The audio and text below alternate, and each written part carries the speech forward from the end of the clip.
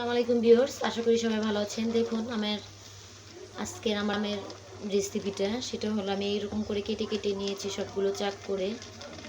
তারপর আমি ভিনেগার আর হলাম লবণ, তারপর চিনি দিয়ে মানে কিছুক্ষণ ভিজিয়ে রেখেছিলাম। তারপরে এই যে পানিটা উঠে এসেছে, তারপর আমি এই যে চুলার ভিতরে দিয়ে নিয়েছি। তো এখানে আস্তে আস্তে আমি নাড়াচাড়া করবো। দেখুন আমের কালারটা চেঞ্জ হয়ে আসছে। তো এখন অনেক পরিমাণটা নরম আস্তে আস্তে দিতে হবে। যখন এটা এই চিনির রসটা এটার ভিতরে ঢুকবে তখন আস্তে আস্তে শক্ত হয়ে আসবে। তো এইভাবে আমি কিছুক্ষণ নাড়াচাড়া করতে থাকবো।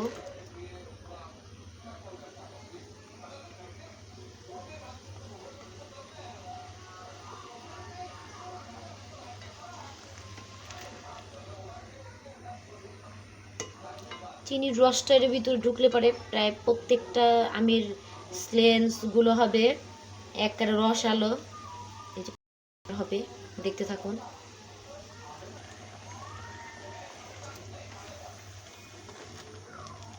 তো এই যে দেখুন আস্তে আস্তে সব রসগুলো এটার ভিতরে ঢুকে যাচ্ছে। এই যে এক একটা কালার কীরকম হয়ে আসছে, তো প্রত্যেকটা কালার এরকম হয়ে আসবে।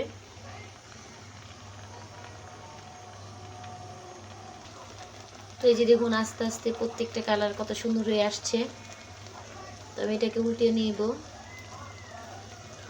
যতটা প্রত্যেকটা রস মানে চিনির রসটা ঢুকবে এটার ভিতরে তখন কালারগুলো আর একটু সুন্দর হয়ে আসবে।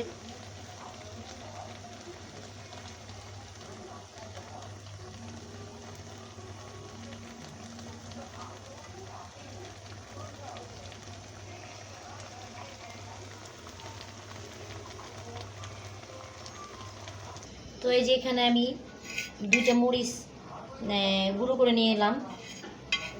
দুটো গুঁড়ো করে আদা আদা বাটা করে নিয়েছি ভাঙচুর করে, তারপরে আর একটু গুঁড়ো করে নিতে পারেন। তো এই জিনিসটা আমার কাছে লোভনীয় লাগে, কামড় লাগলে আচারের ভিতরে অনেকটা ভালো লাগে। তো আপনারা এরকম করে নিতে পারেন। এই যে দেখুন প্রত্যেকটা আমের যে এইগুলা স্লেন্সগুলা অনেকটা একটা লোভনীয় একটা মাখো মাখো হয়ে এসেছে। এই যে অনেকটা সুন্দর হয়ে এসেছে।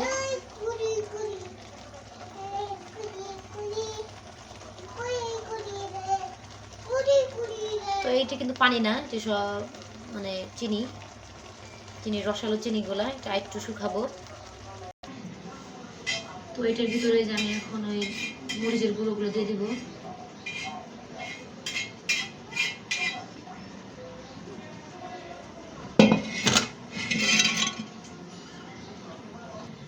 তো এই যে এখানে আমি একটু হালকা মরিচের গুঁড়ো দিয়ে দিব, বেশি না, অল্প পরিমাণে। এই যে মরিচের গুঁড়ো হলুদের গুঁড়ো দুটোই দিয়ে দিলাম।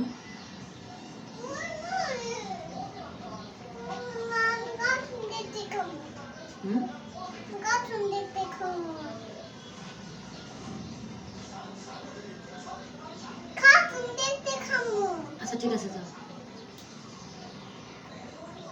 তো এটা এখন কমপ্লিট, আমি এটা এখন নামিয়ে নিব। এই যে কালারটা দেখুন, জাস্ট ওয়াও, অনেক সুন্দর কালার এসেছে। আমি এটাকে নামিয়ে ফেলবো। তো এই যেটাকে আমি এখন নামিয়ে নেব। বিসমিল্লাহ।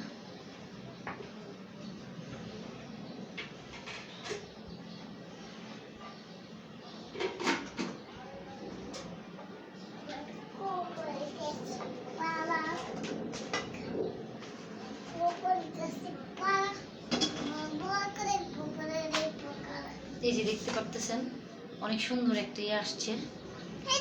এটা একটু ঠান্ডা হলে আসবে, তখন অনেক সুন্দর লাগবে। তো এই যে আমি এই যে ফাইনাল লুক।